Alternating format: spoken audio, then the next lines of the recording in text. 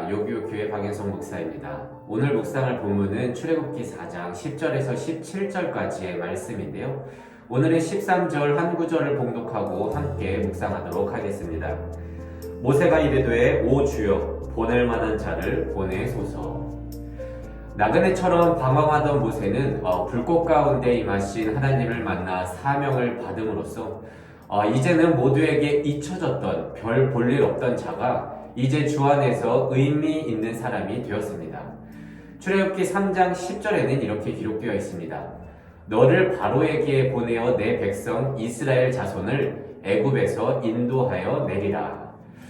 하지만 모세는 이 사명을 받고 기뻐할 줄 알았는데 그는 이 부르심에 순순히 응답하지 않았습니다. 먼저 모세는 하나님의 이름이 무엇인지 질문하였습니다. 왜 이름을 먼저 물어봤냐 하면요. 고대의 이름은요, 그 존재의 모든 것을 대변하는 것으로서 이름으로도 그 당사자를 파악할 수 있었습니다. 모세는 백성들을 설득하기 위해서는 그 이름이 필요했다고 생각한 것인데요. 하지만 이는 무엇보다도, 누구보다도 모세 자신이 먼저 알고 싶었을 것입니다. 왜냐하면 자신의 80년 파란만장한 인생을 뒤돌아보았을 때 당신이 누구시길래 내가 이렇게 살았어야 하는지 그것을 생각했던 것 같습니다. 그러자 하나님은 자신을 스스로 있는 자라고 소개해 주었습니다. 스스로 있는 자, 그러니까 스스로 존재할 수 있는 것은 창조주밖에 없지 않습니까? 이 이름의 소개는요, 스스로 존재할 수 없는 모든 피조물들 외에 오직 자신만이 그가 하고자 하는 그대로 할 수 있는 완전 다른 존재인 것을 모세에게 소개한 것입니다. 하지만 그런 하나님 자신의 소개를 직접 바꿔서도 모세는 순종하지 않고 또 질문합니다. 그렇게 이름을 소개했는데 만약에 백성들이 그것을 믿지 않으면 내가 어떻게 당신을 증명할 수 있겠습니까? 당시에 신의 사자가 오면 거기에 맞는 능력을 보여야 한다고 사람들은 믿고 있었기 때문에 모세 자신도 그들을 설득할 수 있는 가시적인 그 무언가를 요청하는 것입니다. 그러자 하나님은 지팡이가 뱀이 되고 또 손에 이렇게 품에 빼면 나병이 들고 그리고 날강이 피가 되는 그런 표징 등을 보여줌으로써 모세의 질문에 대해서 창조주 되신 하나님께서 자신을 다시 한번 계시해 주셨습니다. 이렇게 하나님은 모세의 모든 요구를 성실하게 답변해 주었는데요. 그럼에도 불구하고 이런 하나님의 노력을 배신하듯이 모세는 그 사명에 대해서 마지막까지 발을 빼며 이렇게 말을 합니다. 오늘 본문이죠. 10절입니다. 나는 본래 말을 잘하지 못하는 자입니다. 나는 입이 뻣뻣하고 혀가 둔한 자입니다. 그런데 여러분들 이해가 가지 않습니까? 진짜 말을 못하면요. 앞에 나서서 무언가를 하는 것이 정말 스트레스잖아요. 하지만 이 변명은요. 이 핑계는요. 사명을 감당하기 싫은 모세의 거짓말이었습니다. 왜냐하면 사도행전 7장 22절에서는요. 모세를 향해서 이렇게 표현하고 있습니다. 모세가 애굽 사람의 모든 지혜를 배워 그의 말과 하는 일들이 능하더라. 그러니까 성경은 모세가 그런 능력이 충분히 있었다고 기록하고 있습니다.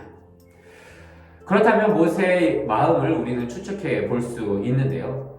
하나님을 만나서 방황하던 인생이 의미 있게 되었지만 말씀대로 순종하고는 싶지는 않은 거예요. 자신을 만나주신 것은 참 감사한 일이지만 모세는 그 사명을 감당하고 싶지 않았던 것입니다.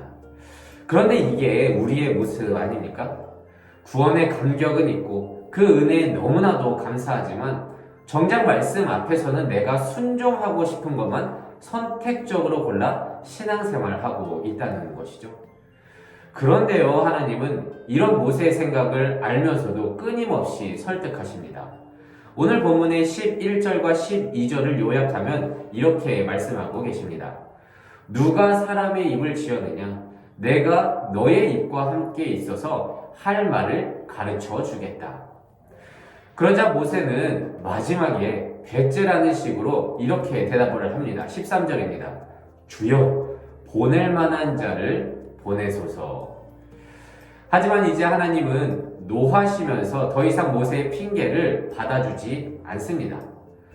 그럼에도 불구하고 하나님은요, 이 불순종한 모세에 대해서 노하셨지만 그런 진노 속에서도 모세를 위해서 그의 말 잘하는 형 아론을 대언자로 세우기 위해서 모세의 곳으로 불러주셨습니다.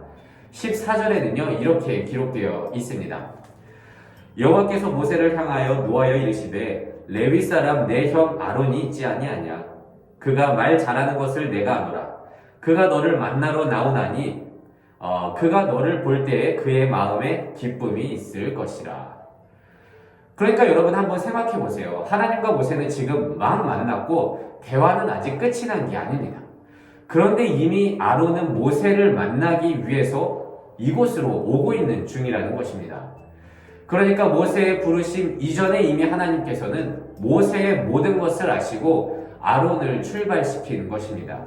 결국 모세는 이 하나님의 준비하심에 대해서 순복하고 그 사명을 받아들이게 됩니다. 저는 이 부분을 묵상할 때마다 저의 죄된 모습 때문에 하나님께 참 죄송합니다. 이런 우리를 위해서 끝까지 인내하시고 주의 사람으로 만드시는 그 사랑에 대해서 어떻게 감사를 표현해야 할지 모를 뿐입니다. 아니 어떤 신이 고작 하나의 피조물 된 나 같은 인간에게 매달리면서 설득을 합니까? 구원까지 해줬는데 말 안 들으면 그냥 내팽개쳐도 할 말이 없지 않습니까? 그런데 우리는 그런 하나님을 알면서도 여전히 선택적으로 말씀을 쫓으며 하기 싫은 것에 대해서는 이런저런 핑계를 대고 신앙생활 할 때가 얼마나 많습니까? 여러분, 하나님은 스스로 있는 자, 창조주 되신 하나님이십니다. 그 하나님이 우리를 부르셨고 사랑과 인내로 설득하셔서 구원을 주셨음을 우리는 압니다. 그래서 부르심받은 그 믿는 자들이 마땅히 해야 할 것은 하나님에 대한 감사와 그리고 회개, 그 사랑에 보답하는 순종입니다. 그래서 여러분들 신앙생활 하실 때는 이것을 꼭 기억하셔야 할 것입니다. 그래서 오늘은 이렇게 기도하길 원합니다. 하나님, 자신을 찾아와 부르시고 사명을 주신 하나님 앞에서 불순종하는 모세의 모습을 보면서 우리를 돌아봅니다. 하나님, 단지 구원받은 감격만 있고 그리고 주의 말씀에 선택적으로 반응하고 있지는 않은지요. 그런 자가 되지 않게 하시고 우리를 끝까지 인내하심으로 설득하시는 그 하나님 앞에서 겸손하게 회개하고 감사하며 순종할 수 있는 우리 되게 하여 주시옵소서. 오늘도 이 말씀을 묵상하면서 한날 승리하며 살아갈 수 있는 우리 모두가 되시기를 진심으로 소망합니다. 기도하겠습니다. 이 세상의 모든 청년의 인생을 사랑하시는 하나님 감사합니다. 하나님이 주신 사명 앞에서 말도 안 되는 핑계를 대며 말씀에 불순종하는 모세를 보며 우리를 바라봅니다. 하나님, 우리도 얼마나 모세와 같이 핑계를 대며 내가 하고 싶은 것만, 내가 따르고 싶은 말씀에만 순종하며 하나님을 무시하고 있지는 않았습니까? 설득해 오신 하나님을 너무 당연하게 여기고 있지는 않았습니까? 하나님, 부르심 받은 자로서 말씀을 선택적으로 순종하는 것이 아니라 언제나 나를 사랑하시는 그 하나님께 온전히 순종하며 살아갈 수 있는 우리 되게 하여 주시옵소서. 감사드리며 이 모든 말씀 예수님의 이름으로 기도드립니다. 아멘.